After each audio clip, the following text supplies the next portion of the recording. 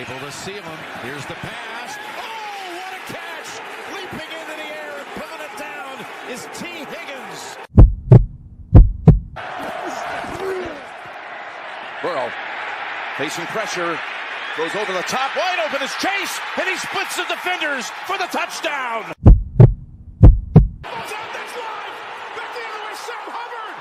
Cincinnati Kid, Hubbard's got a convoy, chased by Andrews, at the 30, the 20, he will score!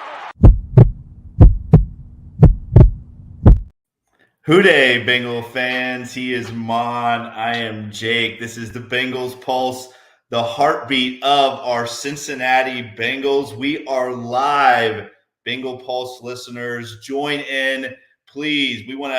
Tonight is just, let's talk football, right, Mon? You look very dapper, I got to say. It is good to have you back, brother. I know you've been busy this week. How's your week been? You said it. Very, very, very busy. Glad to get back on the show. Yeah, I'm wearing a little dinner jacket. One of our first, this is actually technically our first live telecast. So we got to, look the part. Crappy day of football if you're a Bengal fan. But we're going to talk about that. I wish our team was playing today, but they needed that week off, and let's get a win next week in San Francisco. Let's get a win. Mon, I got to ask you to start the show off. I got to know, what is more disgusting, that Taylor Swift and Patrick Mahomes' wife has a handshake now, or the officiating right now in the NFL? Which is more disgusting, Mon? I'm going to go with the handshake, actually. It absolutely, when I saw that, I had to switch to another game. Enough of that. But the officiating was absolutely atrocious. What happened in the Cleveland Colts game, unbelievable. And I just want to say something real quick. This elite Browns defense gave up 456 yards to Gardner Minshew. We got a lot of football left to play. I'm so disappointed in that game, but nobody's going to do the Cincinnati Bengals any favor. We got to take care of business. We just got to win games because nobody's going to help us. I love what Yash put. Taylor Swift ruined for millions. Absolutely 100%. Yeah, that's great. I mean, this is what upsets me, Mom. This is what pisses me off, right? The NFL started this season out making a joke about the script, right? That the NFL is scripted because obviously these last 2 years, including a big call in the Super Bowl that cost the Bengals a Super Bowl, there's been some real shady stuff going on in the NFL. And again, I'm not one of those guys that run around saying that it's rigged and all this other stuff. But NFL, you got to do a better job. If it is rigged, you got to do a better job of hiding that, right, Mon? Because it looks rigged. Yeah, that the strip sack that should have ended the Colts game. The penalty on that play was so ticky-tack. That was absolutely horrible. That's the one that drove me mad. The other one, it was pass interference. He was grabbing the guy's arm. I respect that. The ball was very overthrown. It was uncatchable. They could have just picked up the flag. But the penalty before that, how do you throw a flag there? How do you throw a flag there? That is unbelievable. It's just they're selective. They're consistently inconsistent. You can watch. I watched 4 or 5 different games. I mean, there was 10 other plays in other games that they could have, that were worse than that. They didn't throw a flag. I just hate it, and it was at the worst time. The Colts outplayed them, and the Colts also left some points on the field. Yeah. Hey, you know what? We just got to move on. Like I said, the Cincinnati Bengals, they just got to take care of business. We can't depend on other teams beating the Browns and the Ravens. We got to play those guys again. We just got to win. Agreed. Yash said it perfectly. We need to sweep the division now. I mean, we really have to run the table. We're 0-2. Diddy, what's up, my man? Listen, we're 0-2 right now, Mon, in this division. We have 4 more games left. The Bengals have really got to sweep this division. I mean, we're only a game out right now, technically a game out of that second place spot. So, it's not like they're running away with it, but we haven't beat an AFC team yet. And that that's going to be an issue later down the road if the Bengals don't start winning these AFC games. Yeah, 10 of our next 11 games are going to be against AFC opponents, and we got to make some headway there. Definitely, we got to win those AFC games. The margin of error is a little, slim because of our 3-3 record. But Jake, the Bengals, they're 3-3. We got to be happy with it. Do I want a better record? Absolutely, but it is what it is. Our offense has really struggled, and it can't get much worse because we're 32nd in the NFL right now. So we Yes. are going to get better. And listen, we just have. I mean, I know Captain Obvious, really simplistic words here. We just got to win. We got to take care of business. Joe Burrow's getting Just healthy. win. The last couple games, they've had patches where they look really good. The first 2 touchdown drives against the Seahawks were really impressive. Just got to piece it together. Our defense is getting opportunistic, getting those sacks. We got 11 games. That's a long time in the NFL. 11 games is a long time, and we're only 1 game back. That's it. And really, too, this is the last thing I want to say about the officiating, real quick, just because we had a comment here from Andrew Woods that I agree with. Right? It's that you can't make calls that decide games. Right? It's not the calls throughout the games. It's the ones that decide games. You as a coach, it drives me nuts. I'm not a blame it on the referee guy, but you can't make calls like that at the end of the game. That spot call in the Steelers Rams game, that's the worst. That is the worst spot call. I can't even remember seeing something that bad before. And again, I agree with Andrew. It's just the referees right now are deciding these games, and it's not their show, right? It's the player's show. It's not the referee show. But I agree. Let's move on though. Let's talk about this division because Yash he threw up the records for us. The Ravens right now 5-2. The Steelers go 4-2. The Browns go 4-2. The Bengals right there at 3-3, but 4 very tough games coming up here, Mon. At San Francisco, coming out of the bye, although San Francisco on a short week. Then the Bills, who lost a heartbreaker today to a very bad New England Patriots team. The Texans, who are playing tough football right now. And then the Baltimore Ravens. And you text today, and you hit the nail right on the head, Mon. That Ravens game is going to be huge for us. It is. That's a game that at the beginning of the season, I had us beating them week 1 in Cincinnati. I had us losing in Baltimore. We're going to have to flip that. We're going to have to steal that game. We have some really tough games going on. But, Jake, this is where I feel really bullish, and I think the Bengals are going to be fine. We have 6 of our last 11 at home. The Bengals are tough to beat at Paycor. We do a really good job. We had that heartbreaking loss against the Ravens, but Cincinnati's hard to beat at Paycor. I just said something a few minutes ago. The Cincinnati Bengals are 32nd in the NFL in offense. I can guarantee you this: when this season ends, they're not going to be anywhere near 32nd in the NFL. No. They're starting to play better complementary football. Joe Burrow's getting healthy. We're going to improve from that ranking dramatically. Listen, we're going to be fine. We're disappointed today with the other teams in our division, but I think everything is going to be fine. The Bengals bye week came at the best time. We got a tough game, but you know what? We had a tough schedule last year. Remember that? The Bengals had like the 2nd or 3rd hardest schedule in football. The Ravens had a 2-game lead on us last year. The Ravens had the easiest schedule. We won 8 in a row, then won 2 more in the playoffs. So we won 10 in a row technically. Been there, done that. We've seen this before. Let's just 1 game at a time. I feel good about this. I feel good about the Bengals. Well, let's look here because Matthew throws up this comment here, and I want to talk about this comment real quick. Mon, is this 49ers game a must win? Is this how critical is this 49ers game for this Cincinnati Bengals football team? I think every game is going to be critical, but I think James said it yesterday on the show. Great interview, by the way. Out of the tough games coming up, it's an NFC game. If we're going to lose a game, lose that one. Beat the Bills, beat the Texans, beat the Ravens. I would rather win those games. If we have to lose a game, let it be an NFC game. But I don't want to lose any. having a week to prepare for them. Of course, Debo Samuel's hurt. I don't know what's going on with Trent Williams. They play tomorrow night. They got a lot of stuff going on there. Playing in San Francisco is never easy, playing out west. But like I said, let's take it one game at a time. And 11 games is a long time in the NFL, a long time.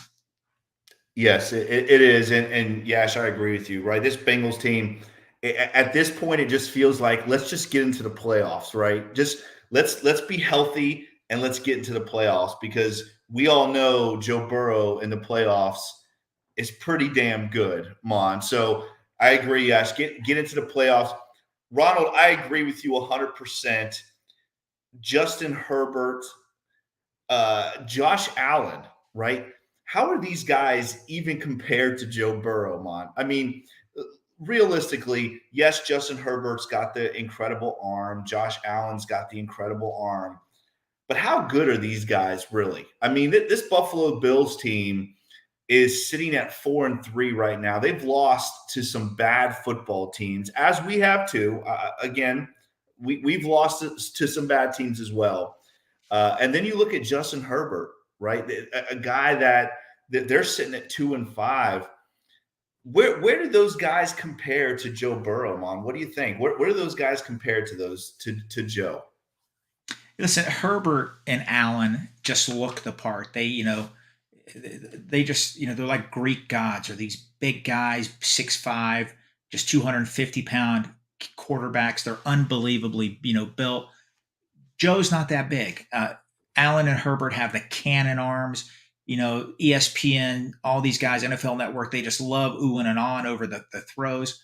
The problem is, I think both those guys are reckless. They are reckless with the Yes, ball, I and they're agree. reckless. They're reckless with their bodies. Not so much Herbert, but Josh Allen. To me, he reminds me of Cam Newton. Cam Newton was throwing his body around, just diving. Cam Newton won an MVP. He had a hell Yeah, of an arm, but guess what? His body started to fall apart. I don't want that to happen to Josh Allen, but I could see that happening to him. He's yeah. such a reckless player. And I think with the injuries they had in their defensive backfield and that linebacker, two of their best players on defense are gone. That team is struggling. And the Chargers, you mentioned it. Every year they're the darlings. Herbert, they're spending all this money on defense. They're getting all these players. They gave up 300 yards passing in the first half to Kansas City. And let's face it, Kansas City is 5-1, 6-1 now, but they weren't exactly, Kansas City offense from the previous years. They were struggling a little bit. But Yeah. today, you're right, man. The Chargers, that coach might be the first coach fired this year in the NFL. Did you see that crazy stat in the Chargers game? The Chargers in the last decade, right, in the last 10 years, the Chargers have played in 99 one-score games. 99 one-score games the last decade. They've lost 56 of those games, Wow. Mon. 56 of those games have been one-score games.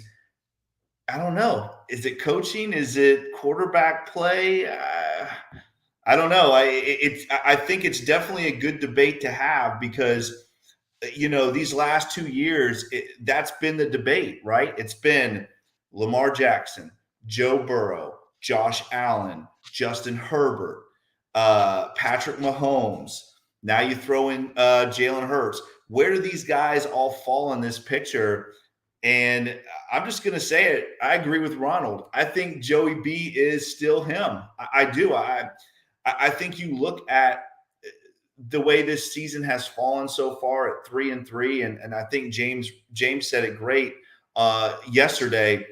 Joe Burrow hasn't really been healthy at all this year, and for him to play as well as he has on one leg, I think that says a lot about Joe Burrow. But let's talk about this Bengals team, Mon, and where we sit right now.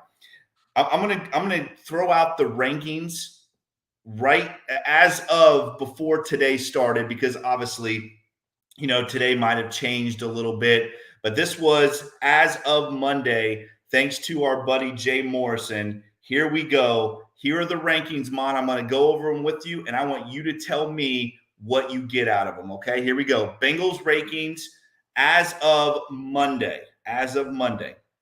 Total offense, 32nd in the NFL. Okay, 32nd in the NFL. Passing offense, 28th in the NFL. Rushing offense, 32nd in the NFL. Scoring offense, 27th in the NFL, tied for 27. Total defense, 24th in the NFL. Pass defense, 14th in the NFL. Rush defense, 27th in the NFL.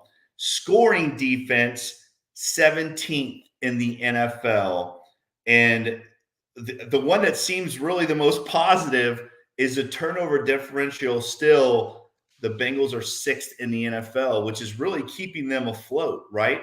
What do those numbers say to you, Mon, when I say those to you right now? That this Bengals team is 3-3, and they've played that bad on offense. Well, I can tell you this: those numbers you just read, they're not sustainable. If they stay at that trend, it's going to be a long season. I don't think that's going to happen. As I said a few minutes ago, being 32nd in the NFL in total offense, I don't think we're going to be there when this season ends. I will say this: if I could just piggyback a few minutes ago, watching that Colts game, and then after they lost the heartbreaker, I went to the box score. They ran the ball 40 times for 168 yards, I believe, on the Cleveland Ooh. Browns. That's how they know Garrett took over the game. He was making unbelievable plays. That's the only reason the Browns won, because he made major impact plays. So they kept on running the ball. They kept on running the ball. And the time of possession was pretty even, actually, but they were successful running. I'm not saying the Bengals are going to turn into the Colts and run the ball, but we need to run the ball more. When I see that 32nd ranked offense and last in the NFL in rushing, that has to improve. Boomer said it today on the NFL Today. He mentioned it. Out of all the 3-3 teams, there's a lot of 3-3 teams in the AFC. Who is he the highest on? He picked the Bengals, of course. He's a homer. But he goes, they have to run the ball more. And he emphasized that. And Bill Cowher agreed. They have to do that, Jake. They have to run it. Yeah. And hopefully they're doing some self-reflection this bye week. Hopefully they come out and a little more balance, and that happens. Well, I'm going to ask you what I asked James yesterday, because I want to know your thoughts on this, Mon. And Matthew, there it is. Perfect right there. I love it. Thank you, Eric. This is the question from Matthew. Are we going to do anything before the trade deadline? You know, before you answer, James talked a little bit about possibly at running back, possibly at tight end. What are your thoughts, Mon? Are the Cincinnati Bengals going to finally make a splash before the trade deadline? Because you say it all the time, and you are 100% right about this. The lack of production in the run game, and then obviously, you know, what we all know, that is the lack of production at the tight end position. What do you think? Are they going to make a splash or not? Jake, I want them to. I think they need to. They have a Super Bowl roster. You know, a lot of good things. I mean, they could still make a deep, major push here. I want them to, but I know how the Bengals operate, and I don't think it's going to happen. I don't think they will. I think they hold these draft picks. They're just, like I listened to Paul Dehner's podcast this year. To him, a 5th, 6th round pick, a 7th round pick, they look at a 7th round pick as being TJ Houshmandzadeh. That's, and yeah. He mentioned this. Samaje Perine knows this offense. He's 3rd string right now in Denver. He played a big part for the Bengals, and everybody's been saying this. Joe Mixon has had a good year, but he can't be a workhorse. He can't be the only guy running the ball. He's going to get worn down a little bit. Right. So if you're not going to if you're not going to make a move, let Chase Brown, let Williams, let Evans run the ball some and keep him fresh. Tight end, listen, I'm on board. I'll be the first one. Like, I wasn't crazy about Hudson, but the production out of our tight end has been subpar. Let's put it that way. I mean, it wasn't like Hayden. Right? No, it was. But like I think James said it yesterday, Hayden Hurst didn't exactly light it up last year. I think he had 400 yards, but still, I would welcome that. He had an attitude. He was do you remember that play against the Titans last year where he come in and hit Bud Dupree? He decleated him. Plays like that, the physicality. and they're struggling. Maybe the Bengals could package a sixth or a seventh. They are going to get a couple comp picks next year. Fifth and Right. seventh Right. rounder, I think. So, I don't know. I hope they do. I think they should. But if you know Bengal history, it doesn't happen. It won't happen. And I would love to be wrong. I would love to be wrong. I know I would too. I want them so badly to just dive in, right? And make a serious run at this thing. Real quick, what's up, Bengals? C. Griff, Iron Man, Honest Fan. Thank you guys for joining in. Make sure you join in the conversation with us. I agree, man. I want to see this Bengal team go out and get somebody that's going to help this roster. But you and I have been fans for over 40 years, Mon, and we know how this organization runs, even though they've done a lot of great things differently, right? We can both agree on that. But this would be head over heels the biggest thing that we've seen if they go out and really make a splash here and grab a tight end. I mean, listen, Hunter Henry, I know they won today, but they're 2-5. Hunter Henry looks miserable in New England. Can you imagine adding Hunter Henry to this roster, Mon? Oh my God. I'm telling you right now, you give Joe Burrow Hunter Henry, and this offense is going to just go off. That's a huge addition. Yeah, I would do it in a second. Eric brought up a good point. The Bengals have broken a lot of tendencies that the things that they didn't do. They didn't give out all the guaranteed contracts. They didn't sign free agents. Well, they've changed over the last few years, so maybe they will make a move at the trade deadline. We don't know. I hope they do. I think they should, because I don't want to say we have roster flaws, but there's two positions that we are, that I don't want to use the word glaring, but we need upgrade. Tight end and backup running back, because we can't have Joe Mixon absolutely just being the workhorse right now. But Jake, you're right. That was a great question you asked him yesterday. And let's see. I hope it happens. We got a week. I think, is it a week from this Tuesday? It is a 31st. So 31st. Good deal. Halloween. So hopefully it happens. Yes, I know, right? And Ronald, I want to say this real quick. Ronald, listen, I think Mon and I both, I don't want to speak for Mom, but I think Mon and I both agree with you 100%. Yes, those 6th, 7th round picks, how are those possibly going to help us when you look at this roster right now and making a run for the Super Bowl? I think Mon and I are always just we don't understand it. We don't understand why the Bengals love these draft picks so much. Again, especially these late round guys. But let's, Eric, throw that question back up, because I want to ask Mon that question. Is it this is your question, Mon? You gave me this question to ask to James yesterday, and I love this question. And now I'm going to turn it around, and I'm going to ask you your own question, Mon. Here we go. What is going on with the run production? Is it the offensive line scheme? Is it the talent? Mon, what do you think? What do you think is going on with this run? Let me say this real quick, because I do love what C. Griff just wrote in there.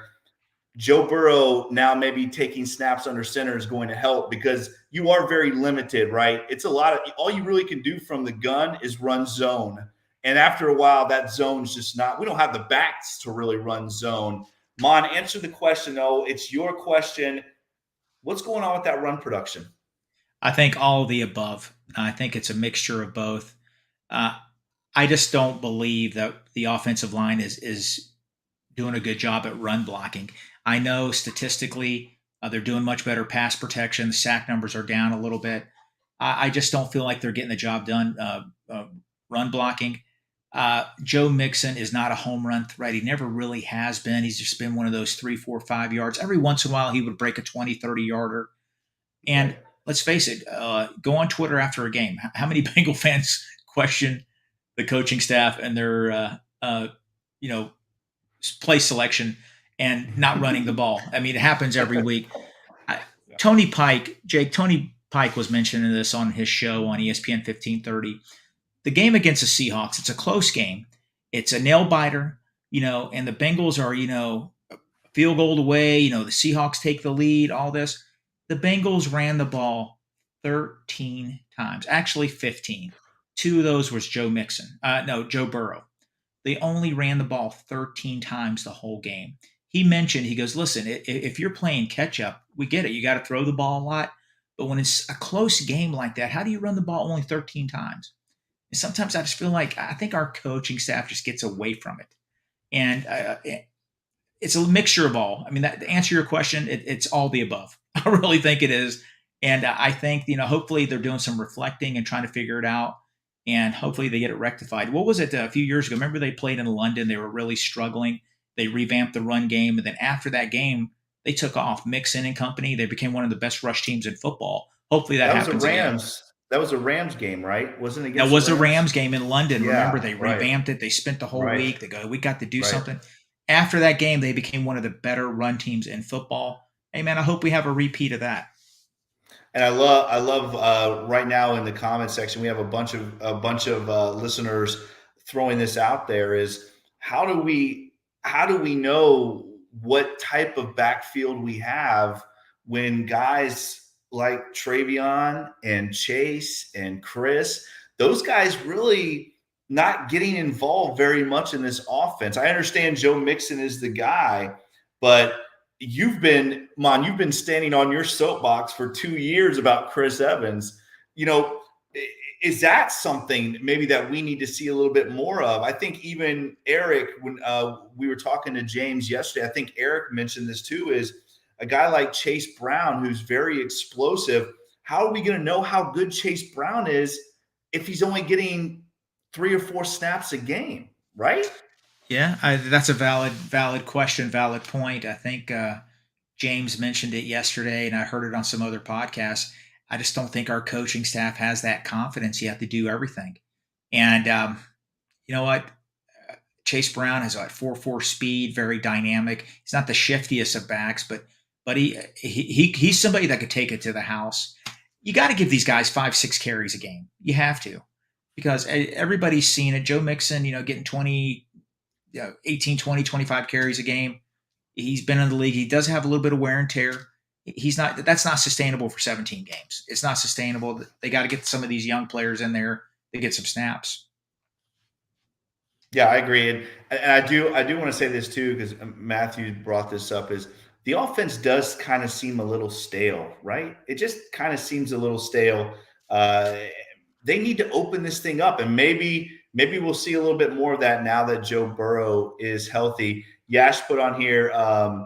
We have yet to win in London. He's right. Remember, we tied the Redskins.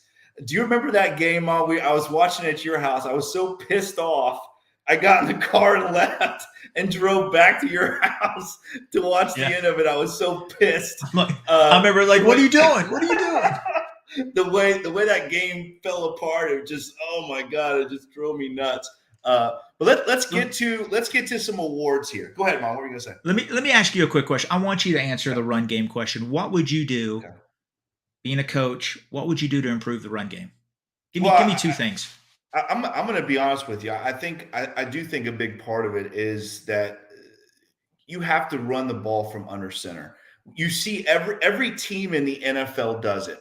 And what it does is, Mon, it gives you a little bit more of an opportunity to get the ball to the line of scrimmage quicker. Not only that, but it's a lot easier to run some power stuff, to be able to GT pull, pull that guard tackle. It's a lot easier to pull guys from under center. And like I said, the ball's a little bit closer to the line of scrimmage, so that makes it easier. Hopefully that's what we see. We've seen a lot of gun from this Bengals offense the last 2 years. I want to see some stuff under center. I think Joe Burrow really, it's very impressive that this guy has thrown the ball as well as he has, when a lot of it has been RPOs. A lot of it has been from out of the gun. So, I mean, he's dropping back and the defense is well aware of what he's doing. I think what he's done is pretty impressive. I just want to see more diversity. And I think the other big part of it is more misdirection. I think we need to see more misdirection from this Bengals team. I think taking the ball from under center, handing the ball off from under center is going to make a huge difference. I really do. Like I said, you can run a lot of more. That really opens the run game, the power game. It allows you to do a lot more from under center and the play action, obviously, as well. But throw some misdirection. We saw it in the Rams game, on. They ran a little misdirection and popped Jamar Chase for 40 yards, right? We need to see a little bit more misdirection from this Bengals team. So those are the two things that I want to see more of. More motion, whether it's the flat speed motion, whether it's orbit motion, whatever the case may be. Let's get some more motion in on this offense and get a little bit more misdirection and take some snaps from under center. Well, I hope whatever. I hope they maybe incorporate some of that. It's got to get better. That comment cracks me up. Trade Evans and Williams for Devinacci. That would be awesome. Listen, 619 Bengals fan, I would, if they did that, I would lose my mind because, man, oh man, I really think that's what we're missing is that home run hitter, right? That home run hitter. You see Spears in Tennessee. I just used him as an example because I used it last night in the James interview. We need a guy like that, right, Mon? A guy that can just take it to the house. And maybe Chase Brown is that guy, but again, he's not really getting enough touches for us to know if he's that guy. I think that's about to change. I think it's about to change. I really do. Can't wait for that San Francisco game. Yeah. Oh no. And again, that's a big game. All right, let's get to our awards, and I want you guys, our listeners, throw yours up here as well. So be involved with this. I'm asking all of you, including Mon. Here we go. We're going to do offense, defense, and rookie. All right. So right now, your MVP for offense, defense, rookie. We're going to start off on the offensive side of the ball, Mon. Give me your offensive MVP. This is a real tough one. It's going to have to be Jamar Chase. Jamar Chase, he is always open. The 7-Eleven moniker, that's him 100%. He's always open. He is uncoverable. The game he had where we had the 15 receptions against the Cardinals, unbelievable. And that's an easy pick for me, Jamar Chase. You know, that is an easy pick, and I can't not say Chase. I think Jamar Chase is the guy, but I do want to just throw Joe Mixon out there because Joe Mixon has played very well for this offense. For the limited amount of touches that he has got, I got to give him a little bit of cred. I got to give Joe Mixon some cred, but right now it's Jamar Chase, and it seems to be right now. Oh no! Oh, Diddy. I like that, Diddy. Diddy goes Mixon. I like that, Diddy. I'm with you, man. I think you got to give Mixon some love because listen, Mon, he has 16 receptions right now, right? So he's been that guy to help out tremendously Joe Burrow. When that pocket collapses, he's been there to help him out quite a bit. And right now he's sitting at 96 carries, 366 yards, almost a 4-yard per carry average, Mon. Joe Mixon's played really well. He has. I agree with you 100% on that. He's been energized. I don't disagree, but I'm sticking with Chase on that one. Okay, Chase on that one. I think I got to go Chase too, but I love it. I love it. We're blowing up right here. Okay, let's go defense. This is a tough one, right, Mon? This is a tough one. Who is your defensive MVP right now? Not for me, it's not. I have one framed jersey in my little Bengal room here, and it's Trey Hendrickson, signed, certificate of authenticity. I'm proud of it. He has been unblockable. I think he has 7 sacks. Easily could have 2.5 more. He's taken over games. He's getting double teamed at times, and it doesn't matter. He's finding a way to get to the quarterback. Numerous quarterback hurries. The greatest free agent signing in Bengal history. Trey Hendrickson, to me, is a no-brainer. Oh man, it's hard, right? It's hard not to go Trey Hendrickson, but I'm gonna go with Cam Taylor Britt, and I'm gonna tell you why, Mont. it's hard for me to disagree with you about Trey Hendrickson because the guy has been like he might be having his best season right now as a professional football player, right? I don't know what everybody else did today, but I think starting today, he set second in sacks right now in the NFL. He has played his ass off. But Cam Taylor-Britt, let's talk about what this young man has done. He has come in. Cheeto has not been 100%. Cam Taylor-Britt right now is our best corner on this football team. He has played extremely well. And I don't know. I hear what you're saying about Trey Hendrickson, and I love it. I don't think you could go wrong with either one. But I'm going to go with Cam Taylor-Britt. I want to know what you think, Mom. What do you think about Cam Taylor-Britt's play right now? That's very fair. Solid. The pick six. He's a keeper. Our team, Duke Tobin, this coaching staff, they can draft and they can develop defensive backs. Yes, Lou right. Anarumo, amazing job. Mom, we can't draft offensive linemen and develop those guys, but corners, forget about it. Do you remember when they drafted Cam Taylor-Britt? They're like, oh man, this is the last corner in the group that we feel comfortable with. They were sort of panicking a little bit. And a lot of draft gurus are like, he's okay. He's got a lot of holes in his game. Hey, Lou Anarumo and staff have done a good job with him. Jake, that's a fair. I mean, I get it. He's had a great season. I'm just sticking with Trey Hendrickson. I think, like you said something, I think it's his best year as a Bengal so far.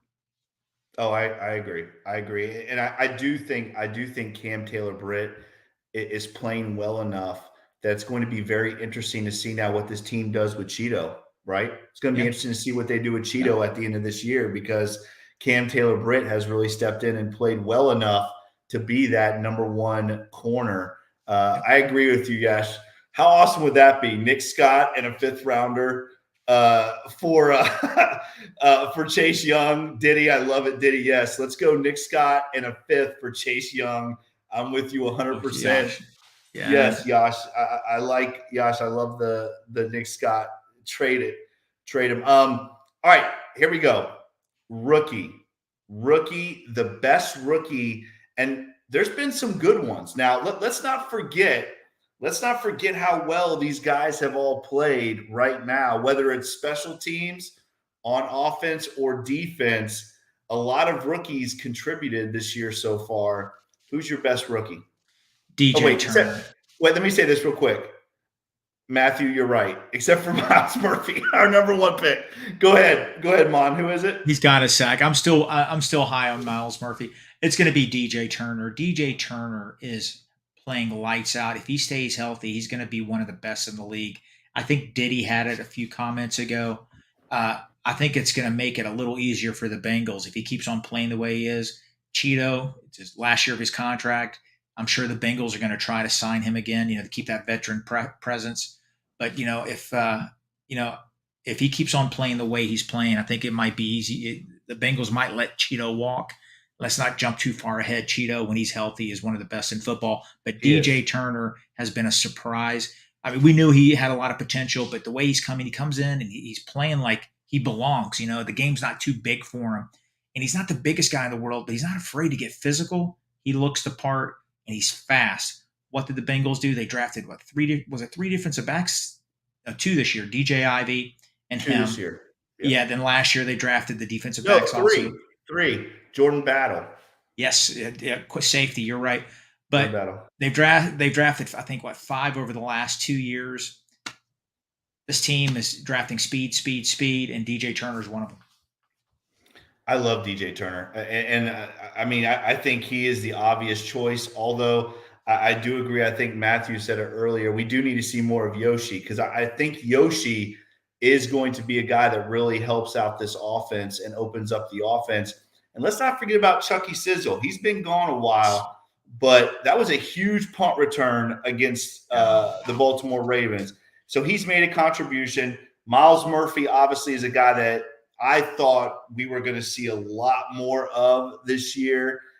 He has struggled, but DJ Turner right now, I agree, honest fan. I love it. Turner and CTB for years to come.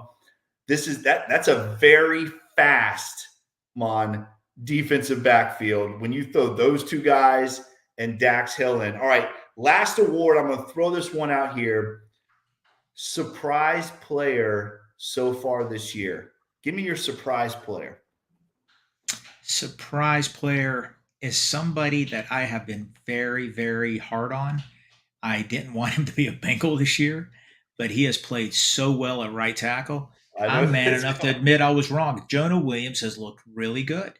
And listen, if you have a hot take that doesn't pan out, just man up and admit it. Man And up, right? listen, he's played really well, and I hope he continues to play well. He, he's a good player, and I was worried, because listen, I think he struggled at left tackle, but I think he found a home at right tackle. It's going to make it hard for the Bengals if he continues playing this way. Of course, they're going to want to keep him. We'll see how that works out in the offseason, but he's done really well. Jonah Williams is my most surprising player. Most surprising player, Jonah Williams. I never thought those words would come out of your mouth. I never did. I really didn't. Houday, Cornell, thanks for joining in. All right. I'm going to go with Dax Hill, man. A guy that, I think when you look at this Bengals roster this year, the one position that we were all scared about was going to be what happens when Jesse Bates leaves, right? I personally feel like there hasn't been a drop-off in production. Now, you and I have talked for long periods of time about the leadership and what you get out of the locker room. But as far as the production goes, Dax Hill right now, Mon, second on the team in tackles. Okay, he's got 46 tackles in 6 games, 30 solo tackles, which is only one behind Logan Wilson. He has a sack and a half, so 1.5 sacks, 4 tackles for loss. He has 5 pass defense, 2 interceptions. Mon, this guy's production has been off the chain.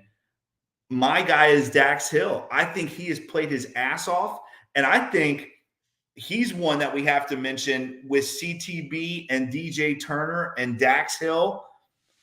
That's a good future for the back end of that Bengals defense.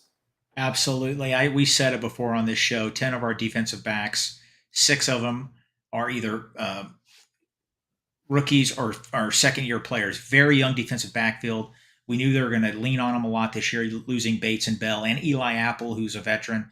Guess what? They've gotten better each week. We've got the first 6 games under their belt. They're only going to get better. The defense is going to get better because they're gaining that experience. And that's why I'm excited about these final 11 games, because I think our defense is going to steadily improve.